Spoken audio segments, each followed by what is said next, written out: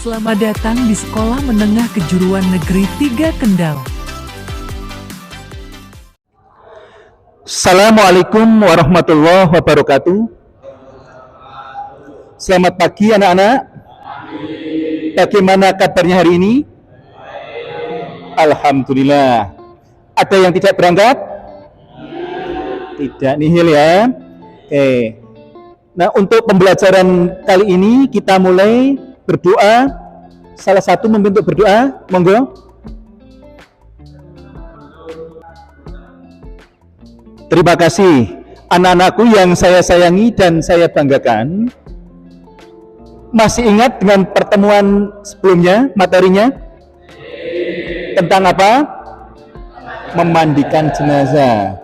Nah, sekarang kita akan membahas materi berikutnya, yaitu mengkafani dan menyolatkan jenazah. Kompetensi dasarnya adalah satu, menganalisis pelaksanaan penyelenggaraan jenazah.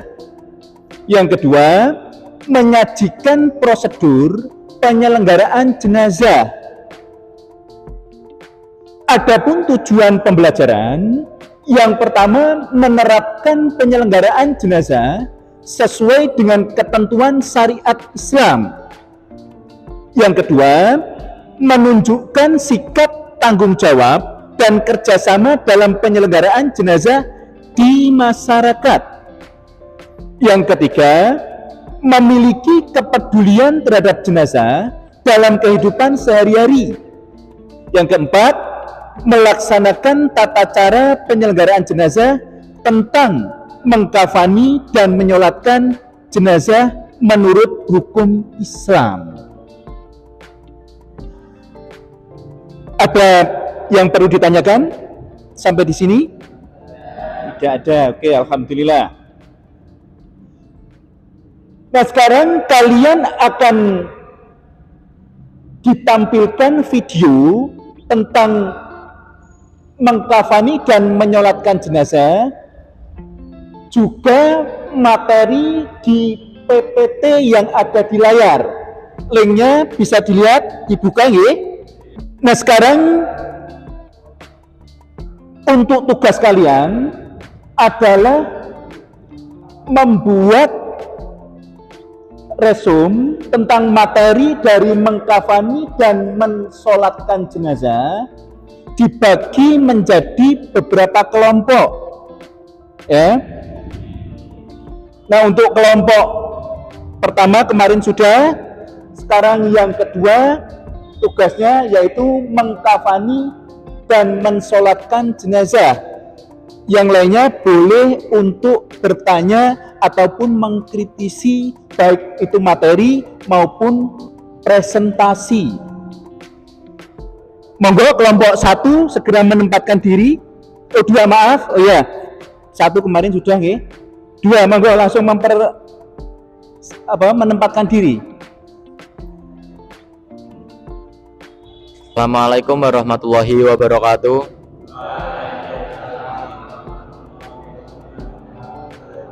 Kami dari kelompok 2 ingin mempresentasikan tentang mengkafani jenazah. Mengkafani jenazah adalah menutupi atau membungkus jenazah dengan sesuatu yang dapat menutupi tubuhnya, walau hanya sehelai kain dari ujung rambut sampai ujung kaki, meskipun para fuqaha atau ahli fikih memilahnya antara batas minimal dan batas sempurna. Kain kafan yang dipergunakan hendaknya berwarna putih dan diberi pewangian. Bila mengkafani lebih dari ketentuan batas, maka hukumnya makruh, sebab dianggap berlebihan. Batas minimal mengkafani jenazah, baik laki-laki maupun perempuan, adalah selembar kain yang dapat menutupi seluruh tubuh jenazah. Sedangkan batas sempurna bagi jenazah laki-laki adalah 3 lapis kain kafan. Sementara untuk jenazah perempuan adalah 5 lapis, terdiri 2 lapis kain kafan ditambah kerudung, baju kurung, dan kain. Hal-hal yang disunahkan dalam mengkafani jenazah adalah: yang pertama, kain kafan yang digunakan hendaknya kain kafan yang bagus, bersih, dan menutupi seluruh tubuh jenazah. Yang kedua, kain kafan hendaknya berwarna putih. Yang ketiga, jumlah kain kafan untuk jenazah laki-laki hendaknya 3 lapis, sedangkan bagi jenazah perempuan 5 lapis. Tata cara mengkafani jenazah laki-laki. Yang pertama, bentangkan kain kafan sehelai demi helai, yang paling bawah lebih lebar dan luas serta setiap lapisan diberi kapur barus. Yang kedua, angkatlah jenazah dalam keadaan tertutup dengan kain dan letakkan di atas kain kafan memanjang lalu ditaburi wangi-wangian. Yang ketiga, tutuplah lubang-lubang seperti hidung, telinga, mulut, kubul dan dubur yang mungkin masih mengeluarkan kotoran dengan kapas. Keempat, selimutkan kain kafan sebelah kanan yang paling atas, kemudian ujung lembar sebelah kiri. Selanjutnya, lakukan seperti tersebut selembar demi lembar dengan cara yang lembut. 5. Ikatlah dengan tali yang sudah disiapkan sebelumnya di bawah kain kafan 3 atau 5 ikatan.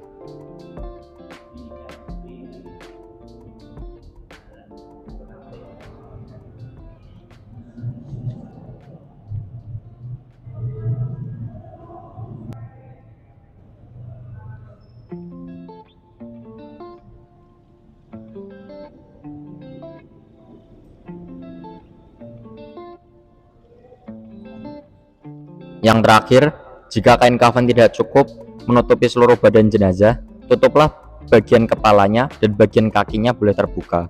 Namun, tutup dengan daun kayu, rumput atau kertas. Jika tidak ada kain kafan, kecuali sekadar menutup aurat, tutuplah dengan apa saja yang ada. Ketentuan kain kafan jenazah perempuan. Terdiri dari 5 lembar kain, urutannya sebagai berikut. Yang pertama, lembar 1 untuk menutupi seluruh badan. 2. Lembar 2 sebagai kerudung kepala. Lembar 3 sebagai baju kurung. Lembar 4 menutup pinggang hingga kaki. Lembar 5 menutup pinggul dan paha. Adapun tata cara mengkafani jenazah perempuan adalah sebagai berikut. Pakaikan sarung juga baju kurungnya. Pertama, rapikan rambutnya, lalu julurkan ke belakang. Kedua, pakaikan kerudung. 3. Membungkus dengan lembar kain terakhir dengan cara menemukan kedua ujung kain kiri dan kanan lalu digulungkan ke dalam. 4. Ikat dengan tali pengikat yang telah disiapkan. Mensolatkan jenazah. Pihak yang paling utama mensolatkan jenazah adalah orang yang diwasiatkan oleh si jenazah dengan syarat tidak fasik atau tidak ahli bid'ah. Kedua, ulama atau pemimpin terkemuka di tempat tinggal jenazah. 3. Orang tua si jenazah atau seterusnya ke atas. 4. Anak-anak si jenazah dan seterusnya ke bawah. 5. Keluarga terdekat dan kaum muslim seluruhnya. Syarat sholat jenazah. Yang pertama, mengangkat tangan setiap tali takbir. Yang kedua, merendahkan suara bacaan seperti bacaan pada sholat zuhur atau asar. Ketiga, membaca ta'awudz terlebih dahulu. 4. Disunatkan banyak jamaah atau makmum minimal 3 shaf jika tempatnya memungkinkan. Tetapi jika tidak memungkinkan, boleh lebih dari 3 shaf. Bahkan jika jamaahnya sedikit, tetap dibuat 3 shaf. Rukun sholat jenazah. Yang pertama, berniat. 2. Berdiri bagi yang mampu atau kecuali bila ada uzurnya. 3. Melakukan 4 kali takbir, tidak ada rukuk ataupun sujud. 4. Setelah takbir pertama, membaca surat Al-Fatihah. 5. Setelah takbir kedua, membaca sholawat Nabi Muhammad SAW. Setelah takbir ketiga, membaca doa untuk jenazah. Yang terakhir, salam setelah takbir keempat.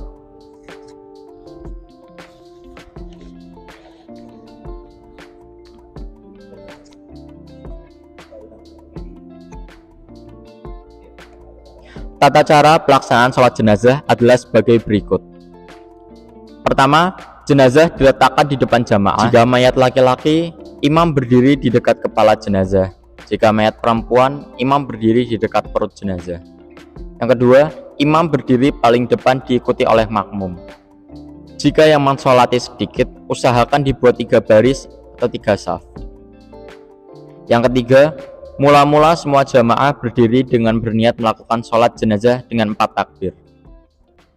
Niat ada yang dibaca dalam hati, ada juga yang dilafalkan. Apabila dilafalkan, maka bacaannya sebagai berikut. Sholli ala hadal mayyiti arba'a takbiratin fardul kifayati ma'mumalillahi ta'ala. Aku berniat sholat atas jenazah ini 4 takbir fardu kifayah sebagai makmum karena Allah Ta'ala. Kemudian takbir pertama, takbiratul ikhram, dan selanjutnya membaca surat Al-Fatihah.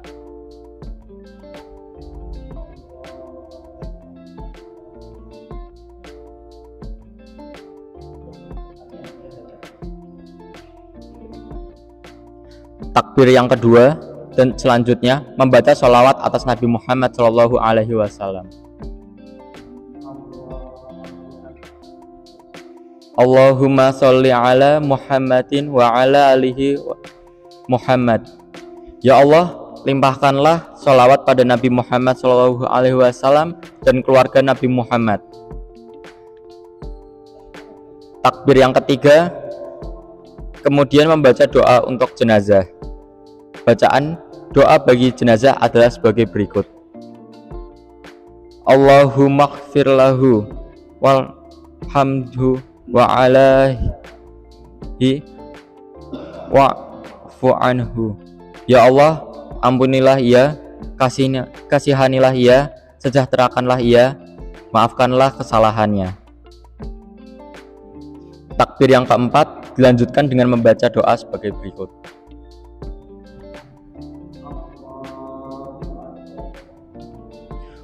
Allahumma la tahrimna ajron wa la taftinna ba'dahu waghfir lana walahu.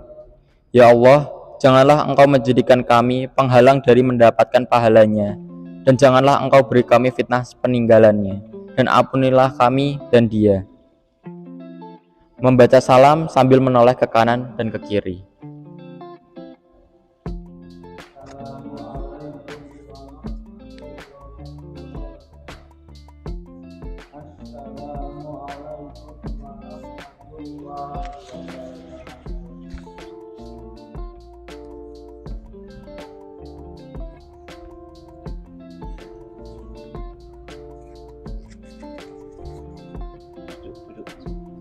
Demikian presentasi yang telah disampaikan oleh kelompok 2. Untuk sesi berikutnya, yaitu sesi tanya jawab, silakan untuk kelompok yang akan memberikan tanggapan, pertanyaan ataupun tambahan, monggo. Ini kelompok berapa, Mas? Assalamualaikum warahmatullahi wabarakatuh.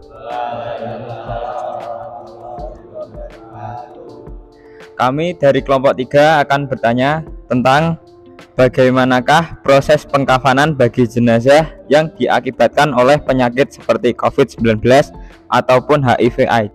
Kami akan menjawab pertanyaan bagaimanakah proses pengkafanan bagi jenazah yang tidak utuh yang diakibatkan oleh penyakit seperti COVID-19 ataupun HIV/AIDS. Mengkafani jenazah sebagai sebuah kewajiban. Proses mengkafani dilakukan setelah jenazah dimandikan sesuai syariat. Meskipun terlihat sederhana, namun belum tentu setiap orang dapat melaksanakannya. Cara mengkafani jenazah minimal membungkusnya dengan kain putih yang dapat menutupi seluruh anggota badan dan menutup kepala jika jenazah bukan orang yang sedang ihram. Dasarnya sabda Rasul yang berbunyi, pakailah pakaianmu yang berwarna putih, karena itu sebaik-baik pakaian kalian, dan kafani jenazah kalian dengannya. Al-Tumudi dari sahabat Ibnu Abbas.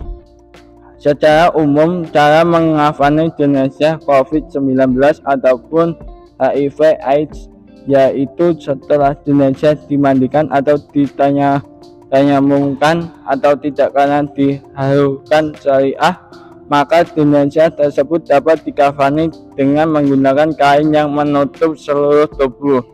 Selanjutnya, jenazah dimasukkan ke kantong yang aman dan tidak tembus air demi mencegah penyebaran virus dan keselamatan petugas. Jenazah kemudian dimasukkan ke dalam peti jenazah yang tidak tembus air dan udara dengan dimiringkan ke kanan serta menghadap ke arah kiblat.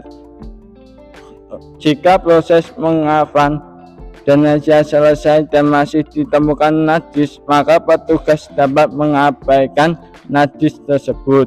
Bagaimanakah proses pelaksanaan sholat jenazah yang tidak diketahui jenis kelaminnya? Demikian jawaban dari pertanyaan yang disampaikan oleh kelompok 3. Bisa dipahami? Ada tanggapan? Tidak, oke. Selanjutnya? Oke, dari kelompok berapa ini? 1, monggo. Assalamualaikum warahmatullahi wabarakatuh. Kami dari kelompok 1 ingin menanyakan tentang bagaimanakah proses pengkafanan bagi jenazah yang tidak utuh yang diakibatkan oleh kecelakaan atau bencana alam. Terima kasih.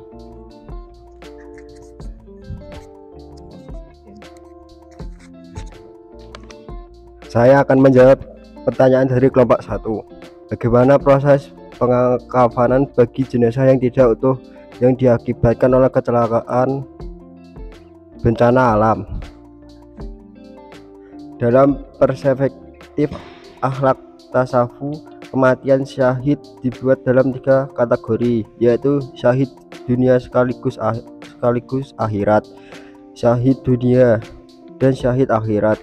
Kategori ini baru efektif kelak di akhirat karena di semalam masing-masing baru bisa dipastikan hakikat yang sesungguhnya. Syahid dunia sekaligus akhirat adalah orang yang meninggal dunia akibat peperangan melawan musuh dengan motivasi ikhlas demi Allah Subhanahu wa taala.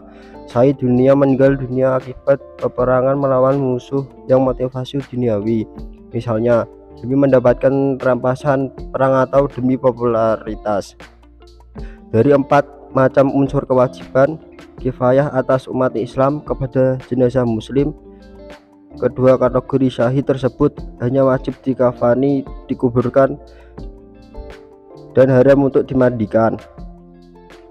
Sedangkan syahid akhirat adalah orang yang meninggal bukan akibat perang, melainkan meninggal dalam kondisi tertentu atau sebab-sebab khusus, yaitu saat melahirkan, akibat tenggelam, tertimbun, terbakar, akibat penganiayaan, meninggal dalam kandungan, dan meninggal saat wabah.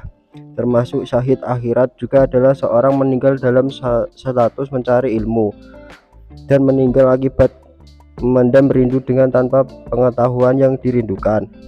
Para syuhada akhir ini wajib dipulasaran sama dengan orang bukan syahid, yaitu dimandikan, dikafani, disalatkan, dan dikuburkan.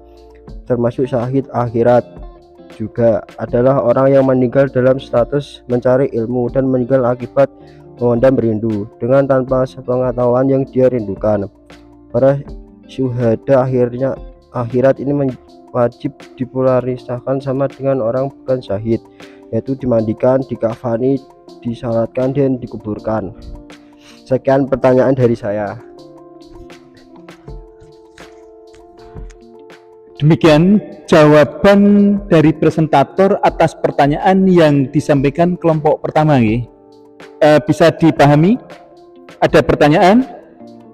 Tidak. Oke. Selanjutnya?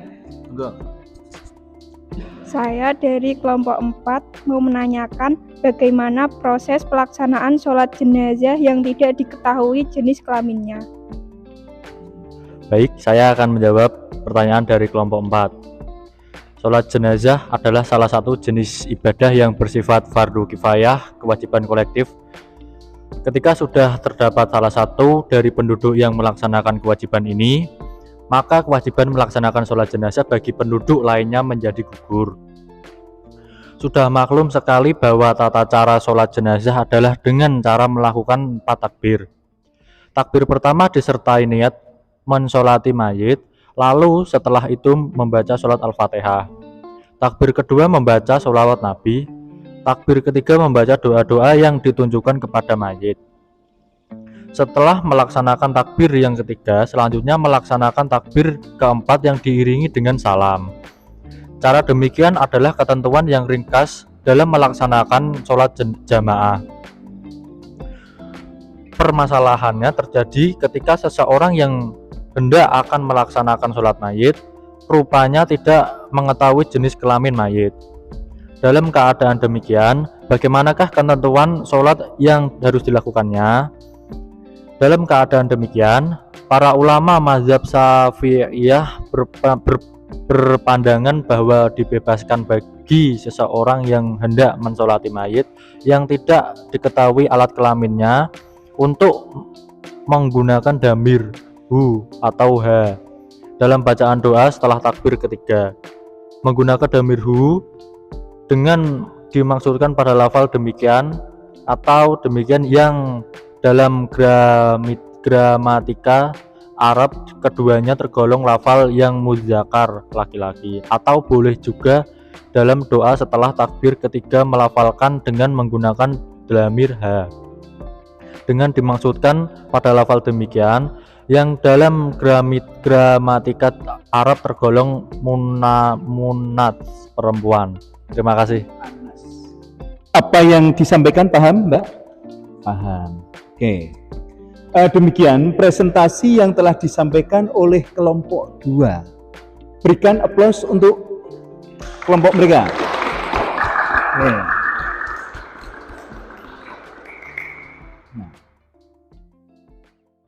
Untuk selanjutnya, kalian praktekkan di rumah. Kalian juga diminta untuk membuat paper, yaitu tentang materi yang sudah dibahas. Adapun untuk selanjutnya ada LKPD atau latihan peserta didik, kerja peserta didik yang akan kalian kerjakan, ya. Saya simpulkan untuk materi pada kesempatan kali ini yaitu tentang mengkafani dan menyolatkan jenazah.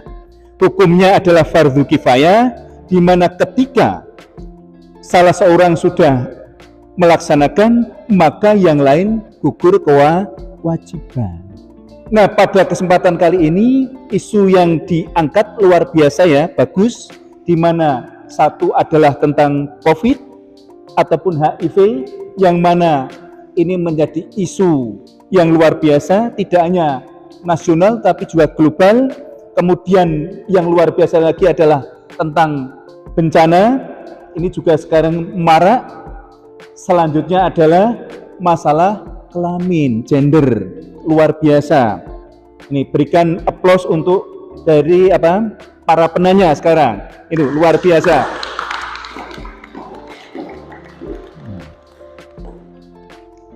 Sebelum saya tutup, apakah ada sesuatu yang ditanyakan?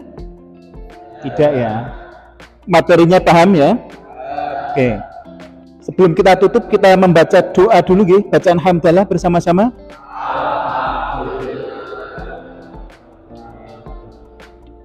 Sekian dari saya, kurang lebihnya mohon maaf. Assalamualaikum warahmatullahi wabarakatuh.